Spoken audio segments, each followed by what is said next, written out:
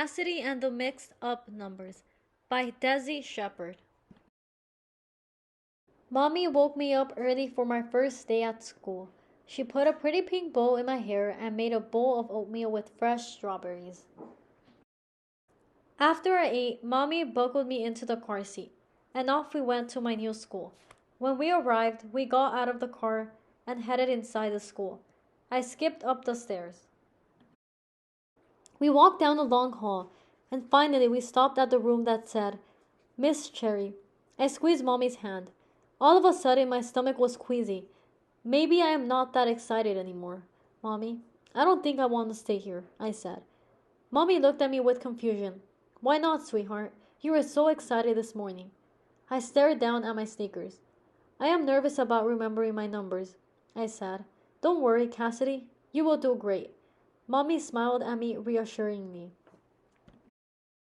At that moment, Miss Cherry appeared at the door with a big smile on that showed all her teeth. She told Mommy she would take good care of me today and not to worry. Have a good day, Cassidy. Focus and work hard.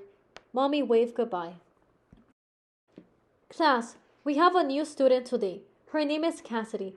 Let's welcome her to the class, everyone, said Miss Cherry. The students all yelled, Hi, Cassidy. Find the desk with your name on it and have a seat, Miss Cherry told me. Mommy taught me how to spell my name this summer, so I knew just which desk to sit at. The next day during show and tell, I was so excited for my turn. I walked to the front of the class, placed my items on the desk, and handed a piece of paper to Miss Cherry so she could write a word on the board. The teacher turned back to me and said, Give it another try, dear. 1, 2, 3, 5, 7, 10. From the looks on the students' faces, I knew I had said it wrong again. It's okay, sweetheart. It was a good try for your first time. The school bell rang and I rushed out the door and down the front steps. I was happy to see Mommy waiting outside for me. How was school today? Oh, Mommy, I mixed up all my numbers. I cried. Now everyone knows I can't do it.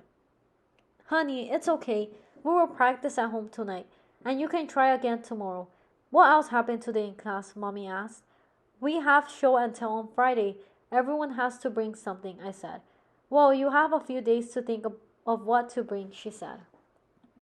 The next day at school, I was so nervous about math class. Okay, class, raise your hand if you think 7 is more than 9. I raised my hand, but then I noticed nobody else had their hand up. I quickly put my hand down. The teacher said, Raise your hand if you think the number 9 is more than 7. Everyone raised their hands except me. I was so confused. I sunk down in my seat and hoped nobody noticed me. I have no idea what the answer is, I thought to myself. When Mommy picked me up from school that afternoon, my eyes were full of tears. Mommy, I got everything wrong again today in math. I cried. I don't want to go back. Cassidy, there will be no screaming. Please use your words. Mommy, I am frustrated because I keep mixing the numbers up. That's better. It's okay if you get it wrong. We just need to keep practicing at home. Sometimes children with dyscalculia have trouble with numbers. Suddenly, I had an idea. Mommy, can I take my color balls to school tomorrow for show and tell? Of course you can. We will put them in your book bag tonight. Later that afternoon, the class took turns counting to 10. Finally, the teacher said, Cassidy, it's your turn.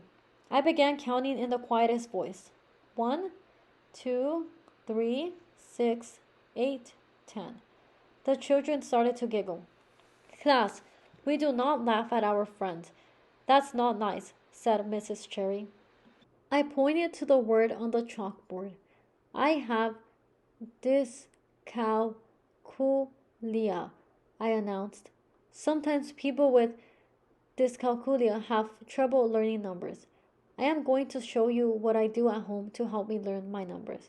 The colors of the balls help me to focus when I count. I reached into the bowl and pulled out all the blue balls and began to count. 1, 2, 3. Next, I reached in and took out all the yellow balls. 4, 5, 6. Then the green balls. 7, 8, 9. and all that was left in the bowl was one pretty pink ball, just like the bow in my hair.